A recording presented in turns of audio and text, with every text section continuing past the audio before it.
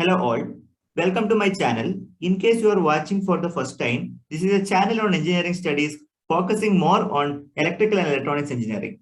Please check the description link for more videos. Also, please like, share and subscribe. Do click on the bell button to get notified as I upload new video on every week. I also have another channel related to competitive examination preparation. Please support it by sharing with your friends. You can find the link in the description box. In this session, I'll be discussing Resolver. This topic is belong to one of my playlists, namely Sensors and Transducer. This topic will be useful to those who are belong to electrical and electronics engineering, electronics and communication, mechanical engineering, etc. So let us understand what is a resolver. I already prepared a video on synchro. You can able to check the I button and you will be getting the more information on synchro pairs. So resolver is a one type of synchro. It is an analog device. Let's understand how resolver operate. What are the peculiarities of resolvers and how you can able to relate with the synchro. It is one kind of synchro as I already explained. And also you need to understand the simple working principle of resolver. Finally, you need to list out what are the major applications of resolvers. And at the end, you can list out what are the major pros and cons of resolver. So this is a basic discussion on resolvers.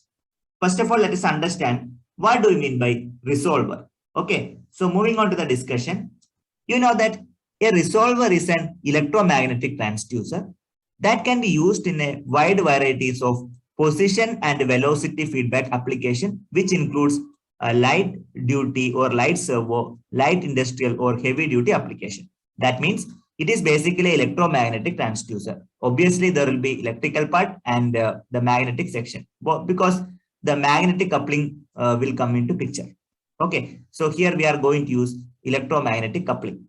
And also it is mainly used in servo position control. I have already explained about what is a servo motor. It is mainly suitable for servo mechanism, especially the position control. And also it is majorly used in aeronautical application and the position control system. So it is also known as variable transformer with the rotary electromagnetic coupling with primary and secondary winding. There will be always an inductively coupled primary and secondary circuit that is available in this particular resolver. It is one kind of synchro I already explained. Two windings are perpendicular each other. That means right angle to each other.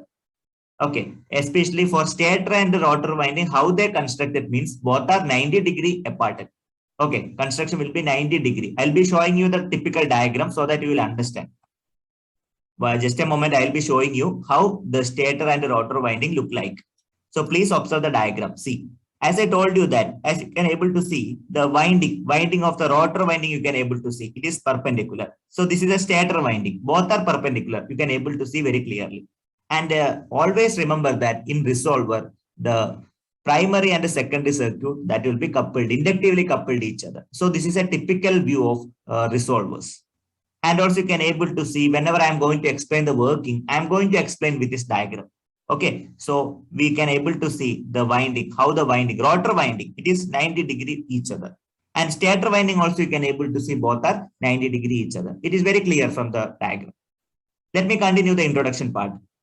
The windings are located in such a manner that output voltage has an amplitude that is directly proportional to the sine or cosine of the input shaft position with respect to rotor, with respect to the rotor and the stator.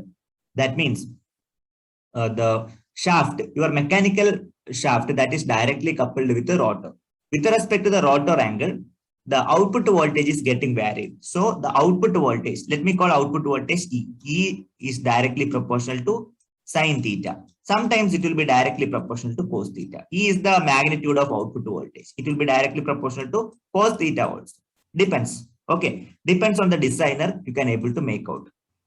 Okay. So we have to familiar what is sine winding and the cosine winding. That I will be letting you in the coming slide. Depending on the designers, you can able to make either rotor or stator as primary. Okay. The most of the case, the rotor will be as a moving part and the stator will be kept it as fixed part. That's a major 90% the designer will be following in that manner. You can able to see the typical diagram of the particular resolver. It is basically a synchro. It will be always having two circuit, the primary and the secondary part. And in that you can able to see how the rotor windings are made up of. The rotor windings are made up of 90-degree each other. Here also stator winding is also in the same manner. Both are 90-degree apart. The rotor will be directly connected to the shaft. With respect to this angle, what is going to happen? The EMF output will be vary. The output EMF that will be directly depending on the sine and cosine of the angle. Sometimes it will be depending on sine theta, or on the other side, it will be depending on the cosine angle, cos theta. Let me write it as cos theta. Okay, depends on the designer, how it has been made. So that will be matters a lot. Let me ask one thing, how does resolver operate? As of now, we studied about the peculiarities of resolver. Now let us understand, how does resolver operate? It is basically a synchro, whose rotor is mechanically driven to translate the rotor angle into electrical information corresponding to either sine or cosine of the rotor angle. Okay. It can interchange rectangular and polar coordinate. That is always possible. Either you can compute based on the rectangular coordinate or polar coordinate. Polar coordinate means r angle theta, where rectangular coordinate means x plus iy. Okay, x plus iy, I or j. Then it is also known as sine cosine generator or synchro resolver. Okay, so these are the basic information about the resolver. Now let us understand the working of resolver. How does resolver operate? I wanted to show you the working. Okay, let me move on to the next slide. So before that, you just familiar. What are the major components? You can able to see the rotor winding. See how it is kept. It is 90-degree apart. It is very clear. Primary and secondary winding both are kept at primary and secondary part both are kept at 90-degree apart. So this is actually the excitation for the rotor. So we require an excitation R1, R3 can able to see that is typically for excitation. So this is actually the angle, rotor angle. Okay. It is connected to a mechanical shaft. When it comes to stator, you can able to see stator winding also kept at 90-degree apart, 90-degree each other. That is very clearly visible. S1, S3 and S2, S4 both are connected 90-degree apart. So these are the basic information which will help you to explain the working very clearly. So now I will take you how does it operate. Okay. So as you can able to see, the resolver comprises of stator and a rotor. It is very true. So stator part is available in the right side, rotor is available in the left side. Stator is a stationary part. We are considering, most of the designer will consider the stator is we consider as a stationary part, where rotor is actually the moving or resolving part. We have to resolve the rotor components. The shaft is coupled to the rotor. Whatever the mechanical movement, for example, servo mechanism. Okay, servo motor. The servo motor is coupled with the resolver. Okay, with respect to the movement, based on the error signal, the servo motor is going to operate. Okay, so we can able to say that if you want to use a feedback control system, this resolver will really help you out. So let us move on to the next point. The rotor carries the primary winding. Usually the rotor, we have to provide the excitation. The stator carry two secondary winding displaced angularly offset with respect to one another 90-degree as shown in this manner. You can able to see how the stator winding look like. It will be 90-degree apart. Okay, STATO, stator. And it may be, we can able to say that sine winding and cosine winding. One will act as sine winding, other you can able to mention it as cosine winding. The basic function of resolver is to resolve the vector into sine and cosine components. So it will divide sine and cosine component. That means the magnitude that will be depending on sine theta and cosine theta, cos theta. An AC voltage applied to the reference winding of the rotor. Anyway, rotor excitation is compulsory. Okay, you have to excite, you have to provide an excitation. So with respect to the movement, with respect to the rotor movement, definitely there will be a displacement. That displacement will be directly reflecting the stator voltage. So that will be happening over there. So this is inductively coupled to the sine and cosine winding and hence generating the output voltage with a magnitude that varies as the sine or cosine respectively of the angular position of the input relative to the 0 point. How do you say that this is a transducer? Because the mechanical movement, for example, shaft is moving at a certain angle that will be directly reflecting at the magnitude of stator voltage. the rotor is connected to moving part. So the movement of the rotor that will be directly affecting on the stator output. And also the rotor angle that is also reflecting at the stator voltage.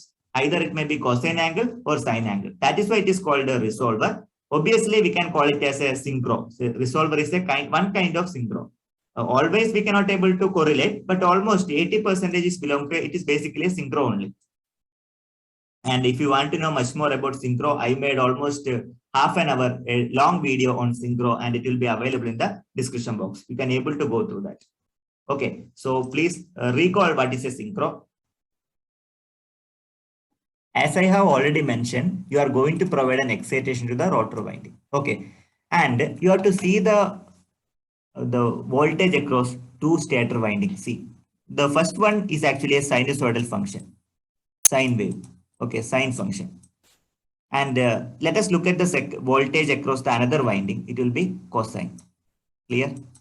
So that is why I told you that two stator winding, it is kept at 90 degree each other. Okay.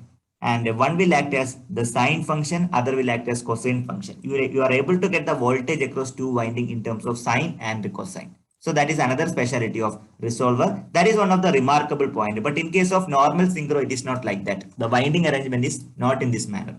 So that is a bifurcation between the synchro and the resolver. So let us list out various applications of resolver. It is mainly used in servo mechanism. Okay, as a feedback controller. Speed and position feedback in steel and paper mills, oil and gas production area, industry, jet engine fuel systems, then aircraft flight surface actuators, and a communication position system. That's also very important. Then control systems in land-based military vehicle. So that's also most important applications of resolver. Okay. The major advantages of resolvers are as follows. It is having high reliability, and accuracy is also very much high, and it ensure infinite resolution. Okay, any point of measurement can be done with the help of resolution, with the help of resolver. That's a specialty. It's very, very important. It is having high resolution. Compared to synchro, it is having more resolution. Operating angle of 360 degree capable and continuous rotation. That's also possible. Okay, 360 degree operation. And no wear and tear except the slippering part. Then high operational speed. These are the major advantages of the resolver. Okay, a few setbacks are also there, like costly, expensive. It is bit expensive and delicate. So that is the major setback of resolver. Finally, I'll be concluding the session. In the next session, I am going to discuss about induction potentiometer. So I would like to thank you for providing me continuous support. I'm expecting your continuous support in the coming future also. If you wanted to make any other type of video, you can able to put up in the comment box. So let me know whether my presentation is fine or not. I require your reply, and please provide the particular answer as a comment in your comment box, so that I'll be getting more feedback from your side. So thus it helped me to go for an improvement as well. Finally, thank you for watching this video.